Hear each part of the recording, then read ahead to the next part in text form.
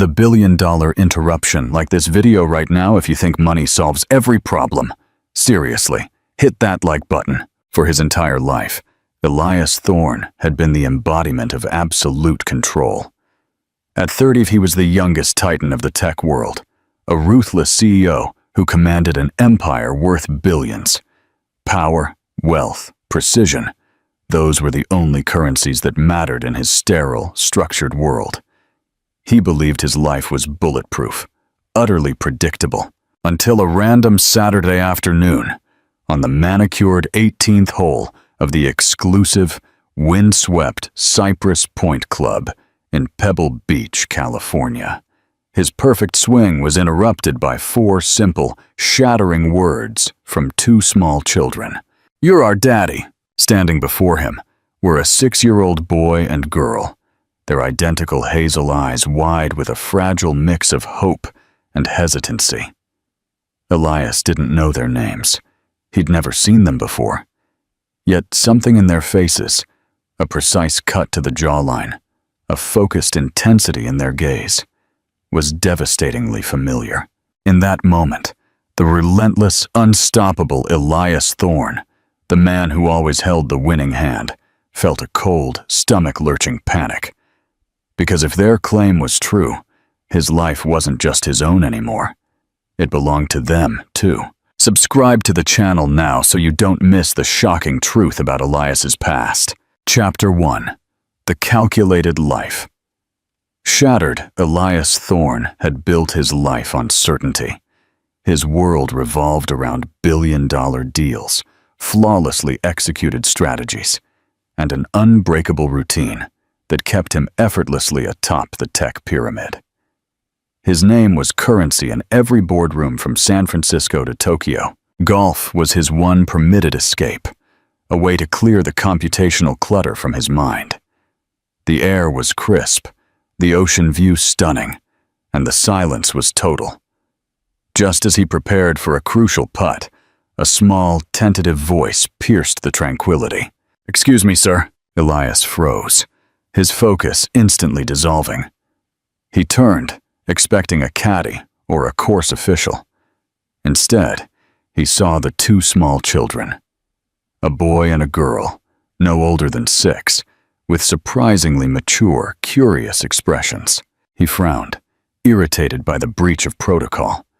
Children weren't allowed on the course unless accompanied by a member.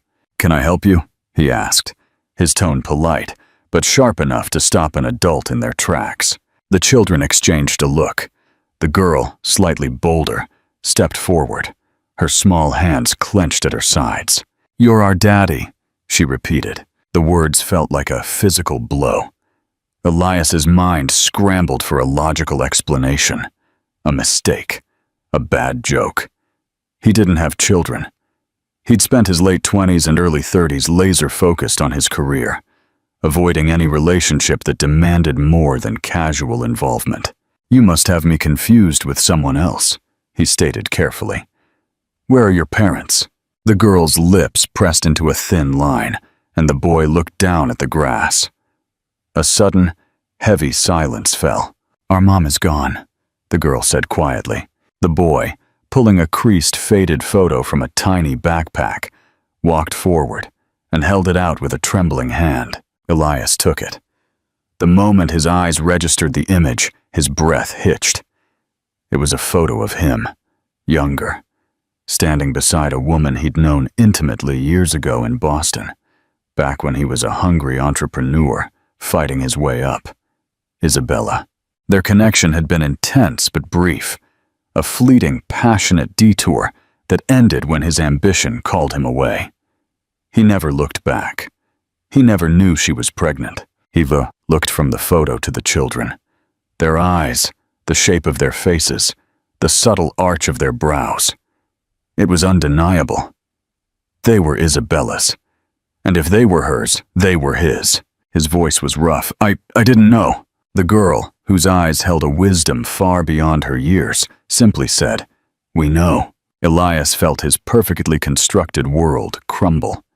He'd spent his life planning every move.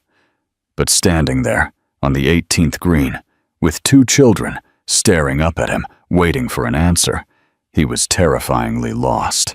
For the first time in his life, Elias Thorne had absolutely no idea what to do. Chapter 2. The Data Dump.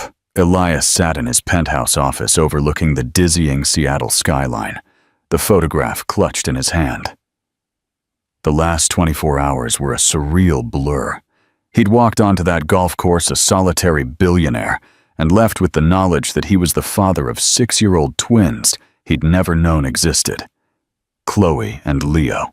He called his most trusted asset, his COO, Daniel Grant, a man whose discretion was as valuable as his expertise. Daniel entered with his usual efficiency, placing a sleek folder on the desk. "I ran the full background, sir," Daniel said, his voice neutral.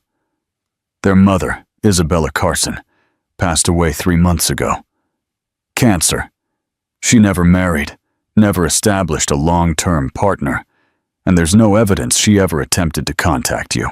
Elias scrubbed a hand over his face. Isabella had been sick, and he hadn't known. The children were placed with a family friend, but no permanent guardian was assigned, Daniel continued. "Legally, you are the closest living relative. Given your status and resources, full custody would be a formality." Elias looked up sharply. Custody? Responsibility? Fatherhood? None of these words fit his personal lexicon. He'd meticulously avoided attachments to ensure nothing could slow him down.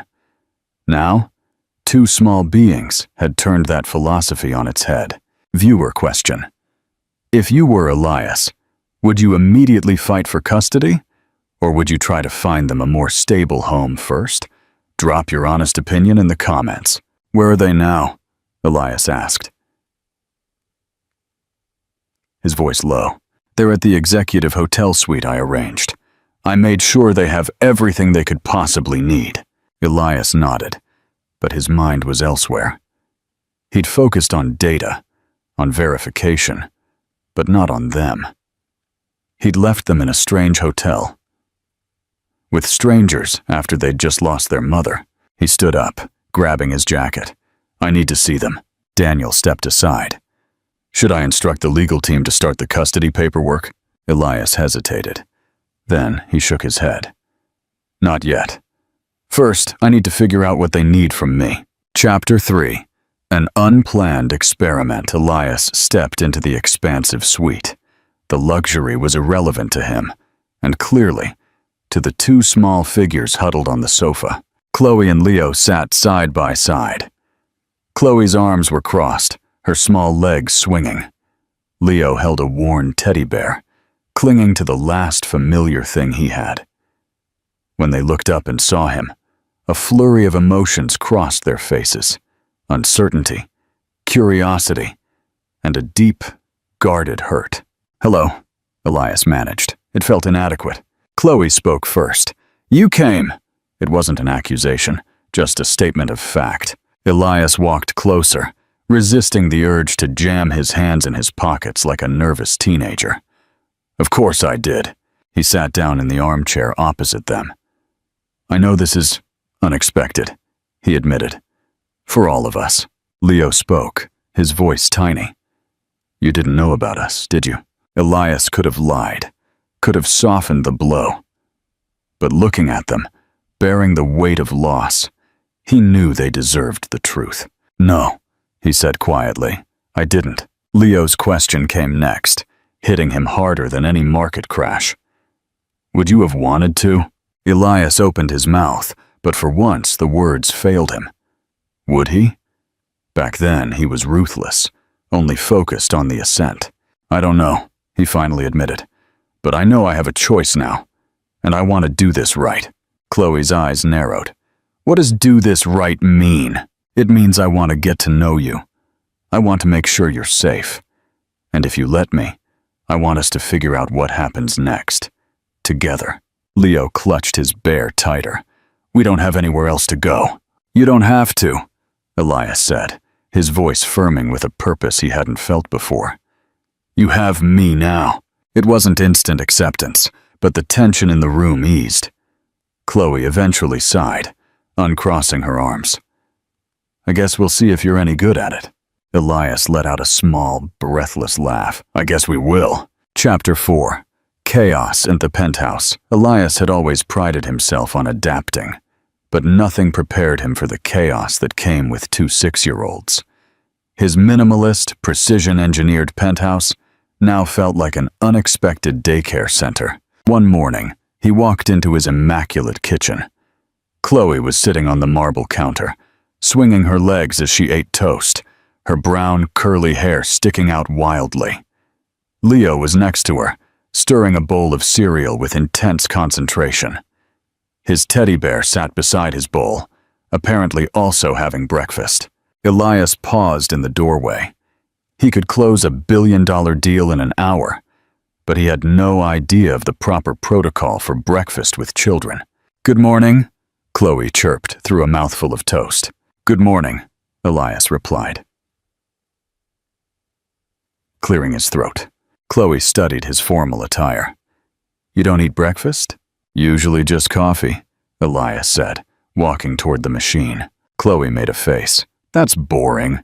Leo finally looked up. "Coffee is gross." Elias smiled.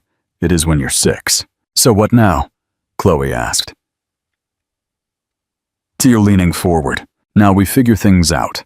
I've spoken to my team about schooling, and we'll make sure you have everything you need." Leo frowned. "We already went to school." "I know," Elias said, "but that was then. Now you're here, and I want you to be in a safe place, a comfortable place." Chloe tilted her head. "Are we staying?" The question hung in the air. He saw the need for assurance in their eyes, the need to know they weren't temporary guests. "Yes," he said finally. "You're staying." Leo pushed his cereal bowl away. "What if you change your mind?" Elias set down his coffee cup and knelt, bringing himself to the boy's eye level.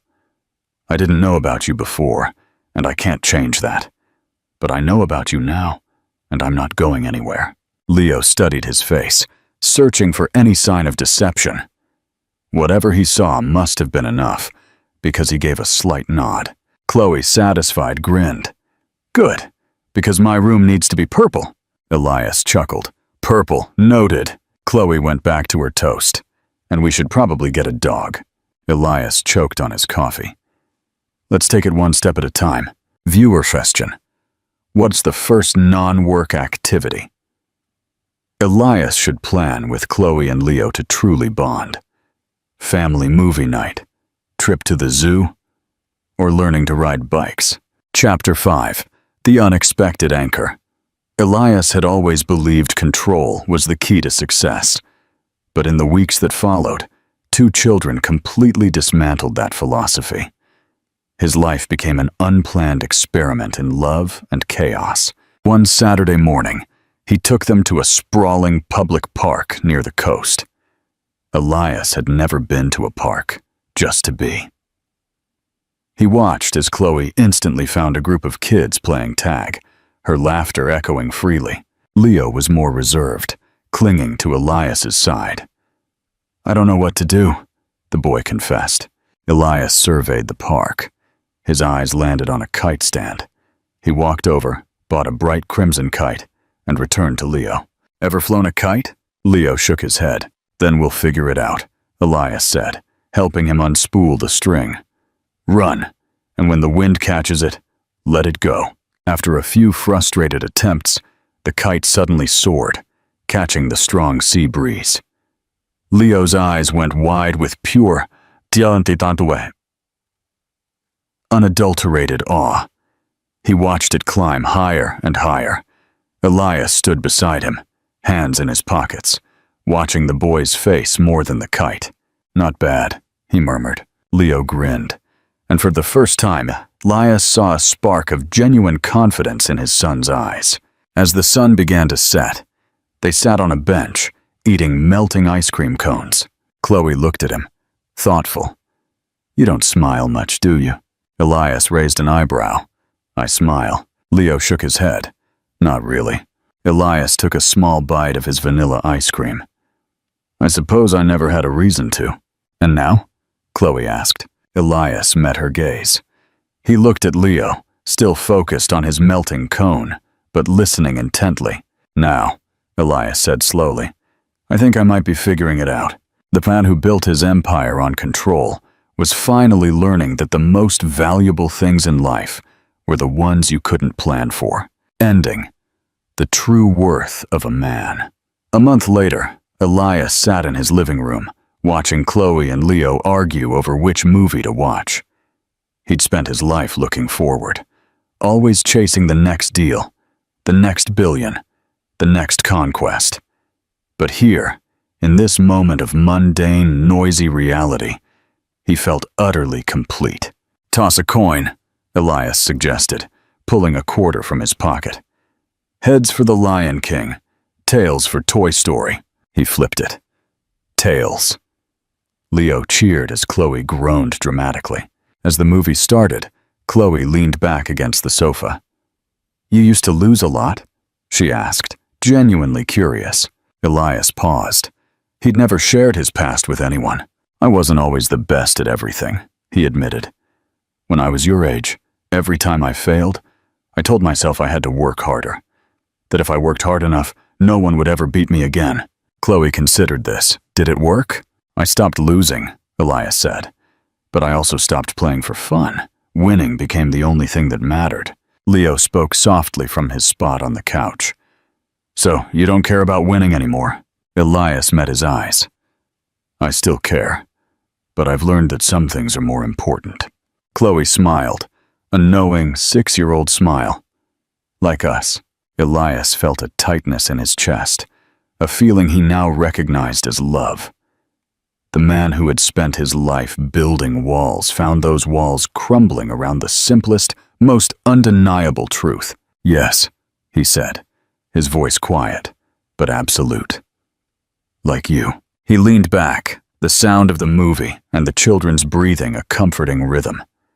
The billionaire who once defined himself by his empire now understood his true worth.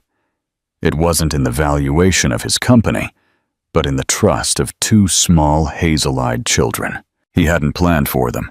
He hadn't asked for them. But now, for the first time in his life, Elias Thorne wasn't building for himself. He was building a family. And in this unexpected, beautiful chaos, he was exactly where he was meant to be. Don't forget to comment your favorite part of Elias's journey and subscribe.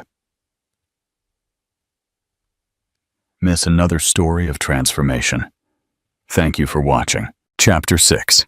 The Boardroom versus the Bedtime Story. Like this video, if you agree that family time is more important than work, let me know in the comments. Elias Thorne had always prided himself on his ability to compartmentalize. His business life, sharp, precise, and ruthless, was a world away from his personal life, which until recently had been almost non-existent.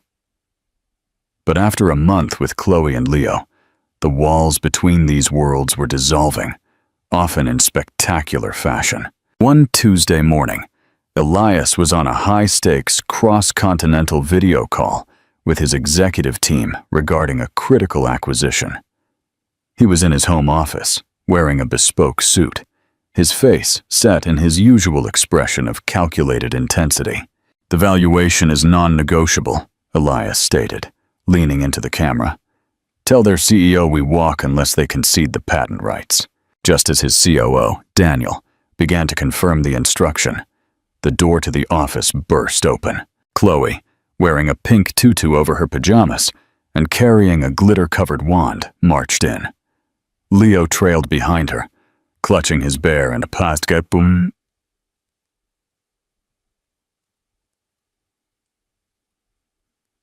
Sword.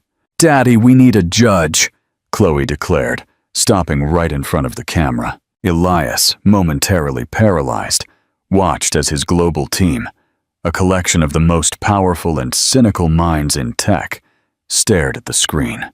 "I am in a meeting, Chloe," Elias whispered harshly, trying to wave her out of the frame. "It's important," she insisted.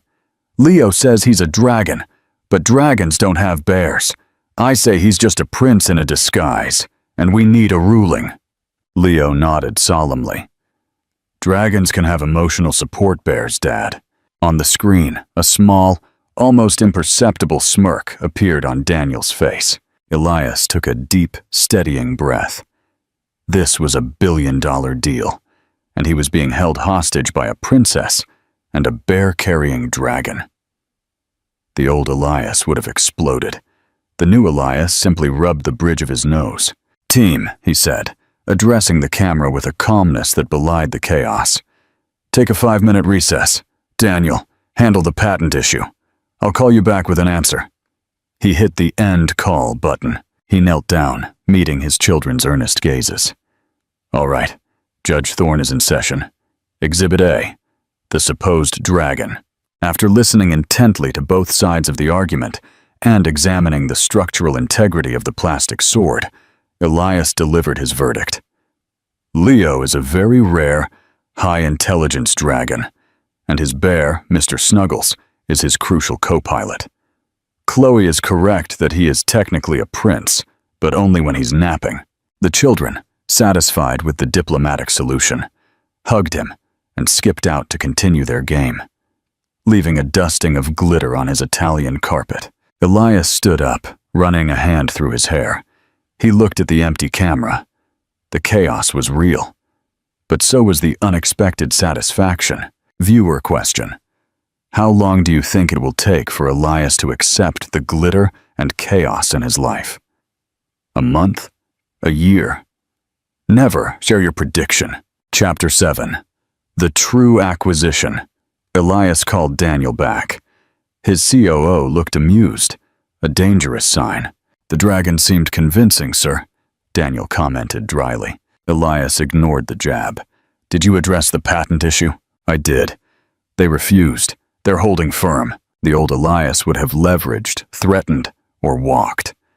But as he looked at the door, still slightly ajar from the royal visit, he thought of the children, and a new kind of clarity emerged. "Tell them we'll concede the patent rights for now," Elias said. Daniel's jaw dropped slightly. "Sir, that's $200 million in future value, are you sure?" "I'm sure," Elias confirmed. "But tell them this. We want the clause that mandates their CEO to personally head up the new community outreach program. Specifically, the one that involves volunteering at inner-city schools and mentoring children." Daniel hesitated. "They'll hate that. Their CEO avoids public engagement." "Exactly," Elias said, a flicker of his old ruthlessness returning, but this time channeled for a different purpose. "Tell them the optics of a tech titan refusing to help children will look far worse than losing a patent. The deal closes tonight, and make sure our media team is ready to promote the new community focus. It's the new direction of Thorne Industries." After the call, Elias didn't immediately move on to the next task. He sat back in his chair, not looking at the financial reports, but at the tiny, sparkling residue of glitter on his hand. He realized he hadn't just acquired a company. He had acquired a new perspective. He was still driven, still strategic, but the goal had shifted. Success was no longer just about adding zeros to his bank account. It was about creating a legacy that his children could be proud of, one that wasn't built on cold calculation, but on impact and humanity. Final chapter. The unscripted life. It was Friday night, pizza night. Elias was in the living room, building a comically large fort out of blankets and cushions with Chloe and Leo. His tie was loosened, his shirt untucked, and he was laughing. A genuine, deep sound he hadn't known he was capable of. Chloe was struggling with a pillow. "This corner needs to be stronger, Daddy. It's the castle turret." "Right," Elias murmured, applying his analytical mind to the problem of structural integrity and soft furnishings. "We need a counterweight." Leo was busy arranging his dragon hoard inside, a pile of stuffed animals, toy cars, and of course, Mr. Snuggles. As they finally finished, crawling inside the wobbly, dimly lit space, the silence was broken only by the sound of chewing pizza. "This is the best castle ever," Leo declared. Chloe leaned against Elias's side. Daddy, why do you have so many boring meetings? Elias wrapped an arm around her small shoulders. I used to think those meetings were the most important part of my life. I thought they were what defined me. And now?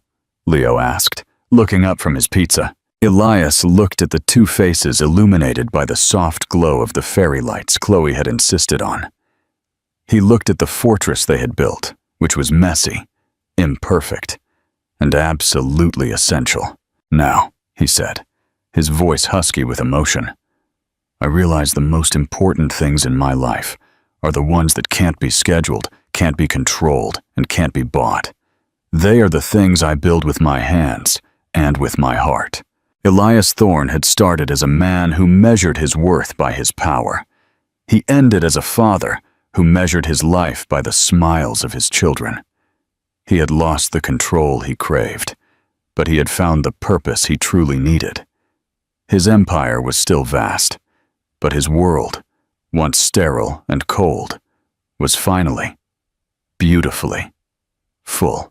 Don't forget to subscribe for more stories about how life's greatest surprises change us for the better. And share this video with someone who needs a reminder about what truly matters. Chapter 8. The Ghost of Isabella.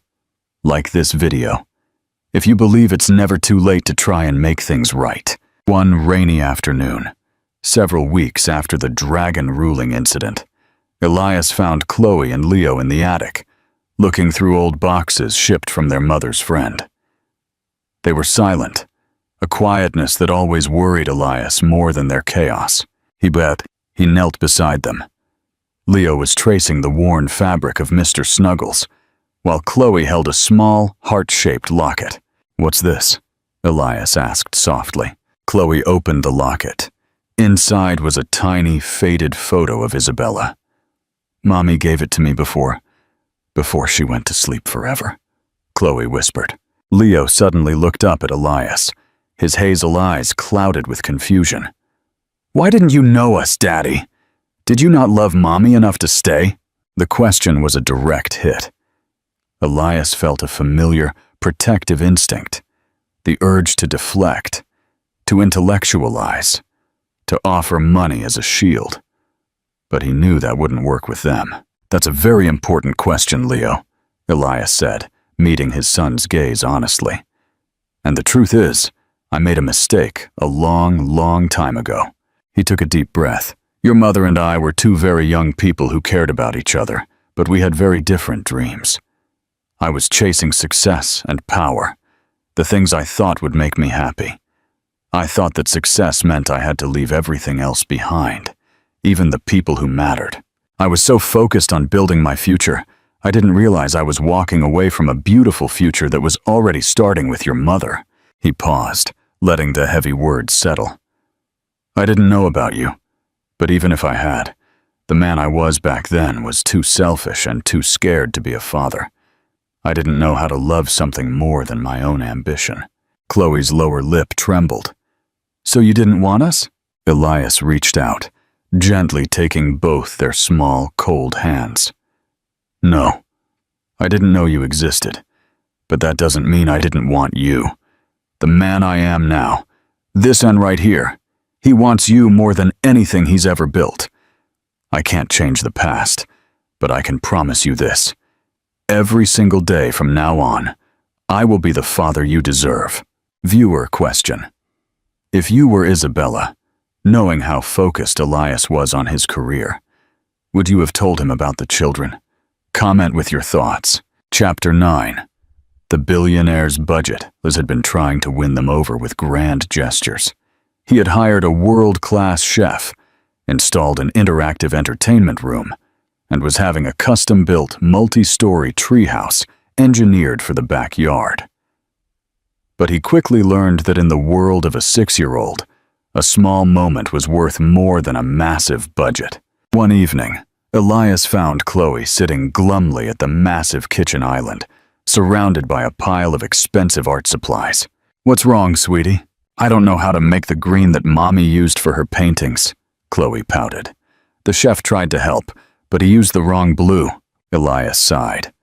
He could buy every shade of green ever manufactured, but he couldn't replicate the memory. He sat down and pulled the pristine supplies toward him. "Show me the colors you have," he instructed. Using the analytical skills he usually applied to quarterly reports, Elias started mixing. He carefully combined a primary blue and a sunny yellow, adding tiny dots of white and black until he achieved a deep, earthy shade. "You see, Chloe," he explained, holding up the palette. "Sometimes the best things aren't bought pre-made. You have to take two good things, combine them, and work patiently until you create something new and better." Chloe's eyes widened. "It's Mommy's green." Leo walked over and inspected the color. "It's perfect, Dad. You fixed it." Elias felt a surge of pride that dwarfed the feeling of closing a 9-figure deal. He hadn't fixed it with money. He had fixed it by simply being present and focusing on the details that mattered to them. He realized the Thorn Empire wasn't built on expensive materials, but on connection. He needed to stop being a provider and start being an anchor. Subscribe to the channel and hit the notification bell so you don't miss Elias learning how to bake. It will be hilarious. Final chapter. The new foundation. Elias's life began to change fundamentally. His structured calendar, once filled with back-to-back meetings, now had non-negotiable blocks labeled school pickup, Leo's soccer practice, and Chloe's bedtime story, must read in character. He learned how to comfort without offering a new toy, how to listen without offering a solution, and how to apologize when he messed up. One Saturday morning, Elias was taking the children to the park when Daniel called. "Sir, the CEO of our main rival just called. He said the community initiative you pushed through is making them look bad. He's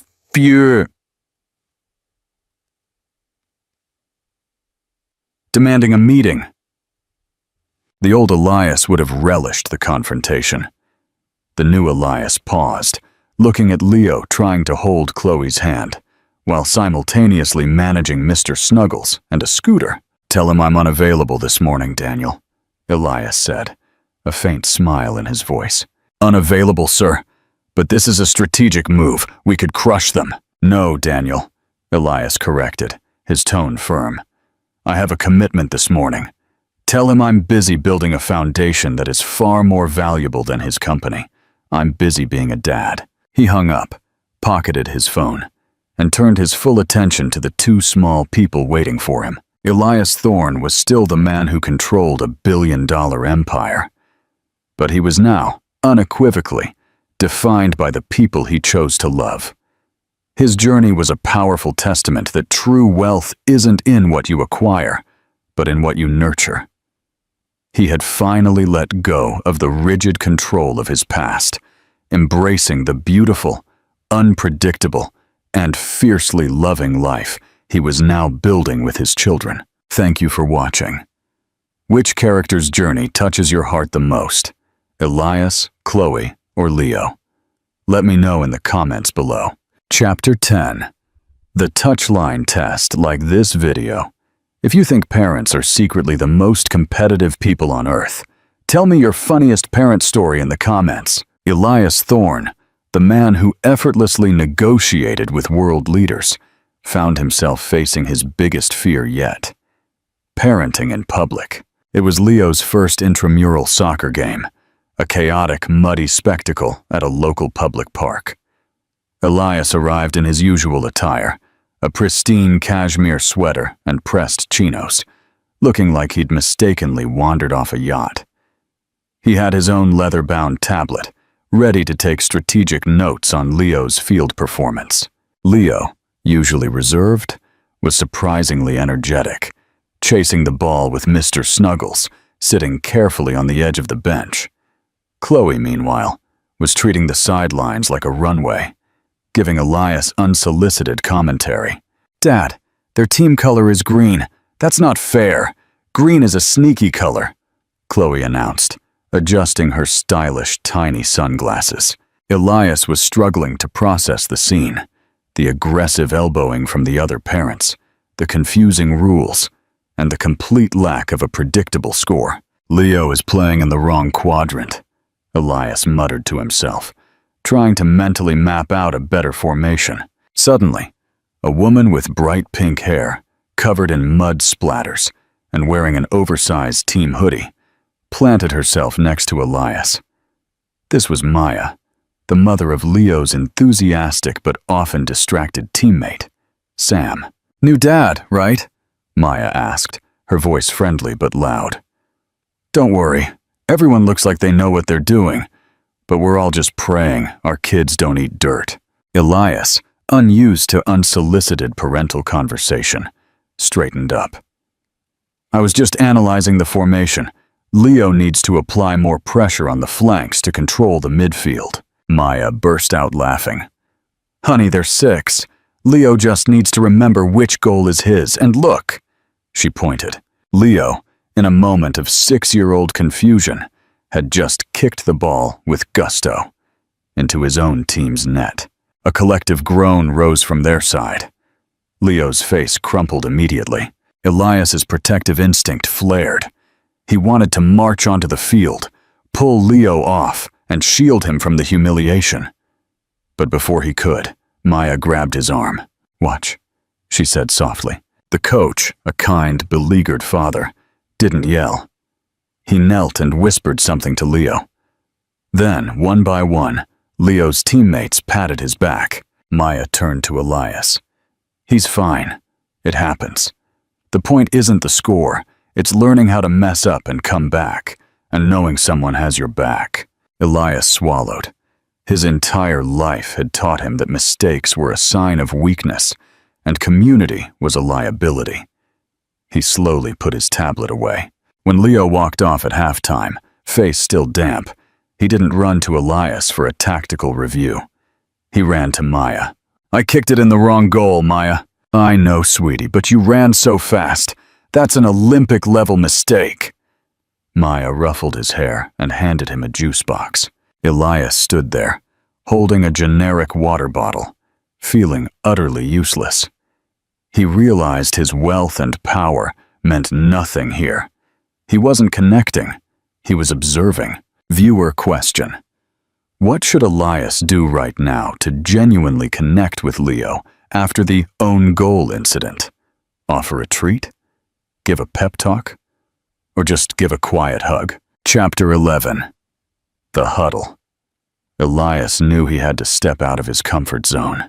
He walked over to Leo, knelt in the mud beside him, ruining his expensive chinos, and just held him. "Hey, buddy," Elias whispered. "That was a pretty spectacular kick, even if it was in the wrong direction." Leo giggled, a shaky, relieved sound. "It was big, right?" "It was huge. You learned something important today, Leo. You learned that sometimes you try your absolute hardest, and things still go sideways. And you also learned that when things go sideways, your team will always be there for you."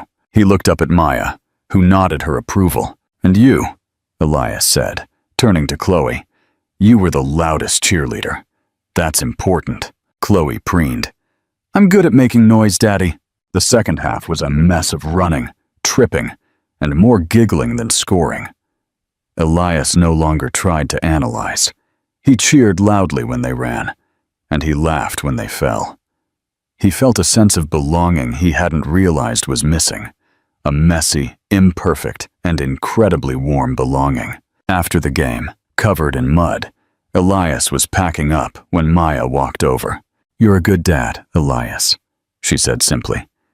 "You showed up, and you knelt in the mud. That's all they ever really need." Elias looked at his now stained pants. "I used to think being a dad meant providing everything." "No," Maya smiled. "It means being part of the chaos. It means asking for help when you need it, and showing up for the small stuff." She paused. "We're all a team here, Elias. Welcome to the sidelines." Elias extended a muddy hand. "Thank you, Maya." It was the most genuine handshake he'd given in years. Final chapter. The unbeatable team. That evening, tucked into the warm, scented chaos of the children's bedroom, Elias was reading a bedtime story. Chloe was under one arm, and Leo, with Mr. Snuggles, was under the other. "Daddy," Leo said sleepily. Even though I kicked the ball in the wrong goal, you didn't get mad. Why would I get mad?